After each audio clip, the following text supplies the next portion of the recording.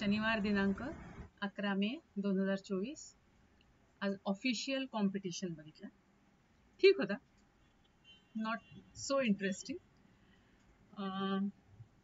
थोडक्यात एक खूप मोठा बिझनेस माझा असतो आणि त्याला असं वाटतं आपण आयुष्यात काहीतरी असं करावं की ज्याच्या योगाने आपलं नाव लोकांच्या लक्षात राहील. म्हणजे पैसे आपण खर्च करायचे, पण ते मग ती वस्तू किंवा ती गोष्ट आपण डोनेट करायची लोकांना, लोकांच्या उपयोगाची, म्हणजे लोक आठवण ठेवतील. म्हणजे लाईक ब्रिज बनवायचा, मग ब्रिजला आपलं नाव देऊन ते लोकार्पण त्याचं करायचं, किंवा एखादी छान मूवी बनवायची आणि म्हणजे ही ह्यांनी बनवलेली मूवी असं. मग त्या दृष्टिकोनातनं तो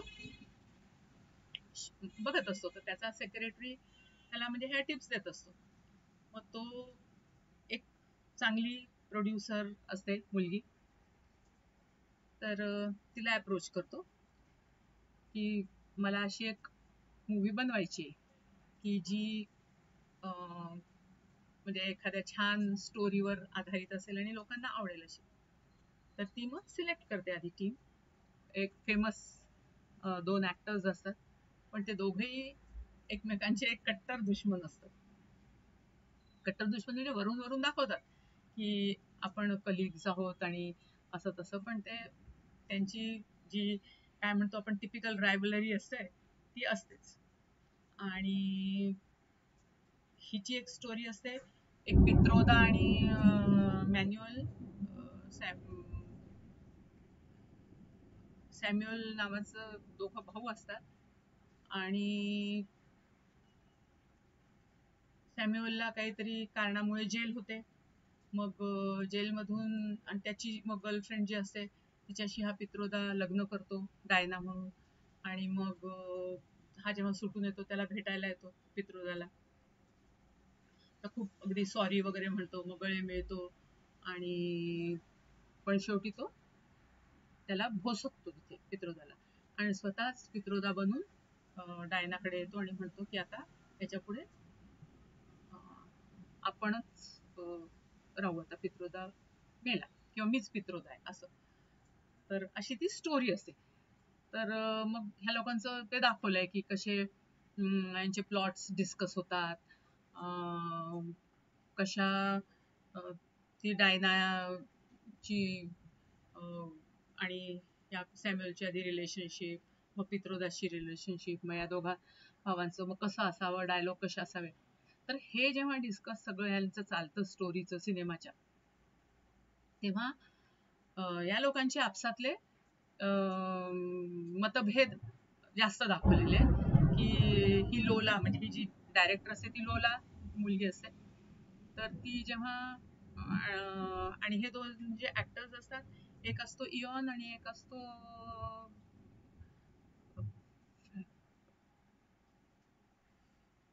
काहीतरी एफ पासून असतं नाव त्याचं, फिनेक्स का काहीतरी. तर दोघांचंही जेव्हा भांडणं व्हायचं, वाद होतात, तर शिव्या गाळ आणि म्हणतात असेच आम्ही हे करतोय. मग एकदा हा फ्रेंड खोटच बोलतो की मला कॅन्सर आहे, पेनक्रियासचा वगैरे. आणि मग सगळ्यांची सिंपथी मिळवतो आणि मग म्हणतो फसवले नाही तुम्हाला, पहा मी किती छान ऍक्टर आहे, मी किती छान ऍक्टिंग केली. माझाच इवान एकदा काहीतरी असंच बोलतो. म्हणजे नुसतं दरवेळेस त्यांच्या त्या शूटिंगच्या टायमिंग मध्ये भांडणं, आपसात, इगो त्यांचे हेच दाखवलेले. म्हणजे शेवटी तेच त्यांची कॉम्पिटिशन आपसातली. तर शेवटी कसं तरी होऊन ती फिल्म बनते, म्हणजे शूट होते, म्हणजे तो सीन होतो शूट त्यांच्या ट्रायल मधला एका प्रसंगाला. आणि वरतून काहीतरी त्या याला फ्रँकला आवाज येतो वरती, तो बघायला जातो, तर हा इवान त्या जिथे पार्टी असते त्याला सगळं ह्याच्याबद्दल वाईट वाईट वाईट बोलत असतो.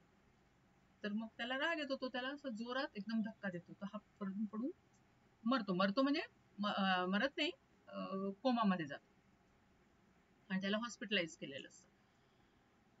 पण तेव्हा कोणीच नसतं पाहिलेलं. मग हा गपचूप येतो, सगळे तिथे जमा झालेले असतात, अरे काय झालं कसं झालं, पण हा काहीच बोलत नाही. आता हिला प्रश्न पडतो लोलाला की कशी फिल्म हे करायची.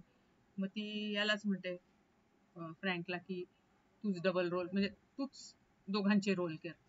आणि मग असं करून ती फिल्म पूर्ण झालेली असते आणि खूप सक्सेस झालेलं असतं, सगळ्यांना आवडलेली असते, पॉप्युलर.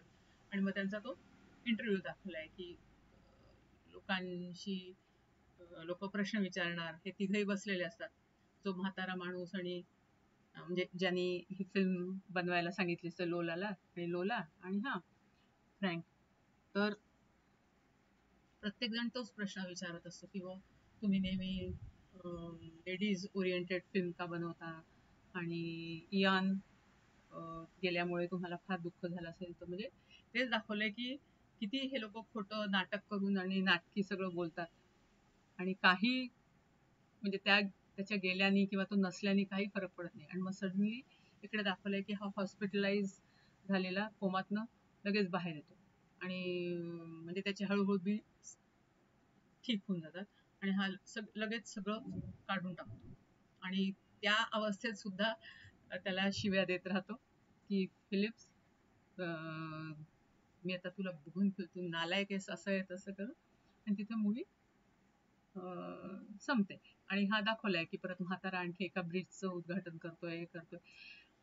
म्हणजे तशी मूवी काय तशी मला कुठल्याच दृष्टीने खास असं वाटलं नाही. काहीतरी आपलं ते विचित्रासारखंच त्यांचे डायलॉग आणि वागणं आणि सिनेमॅटोग्राफी नॉट सो गुड. ठीक आहे, ओके.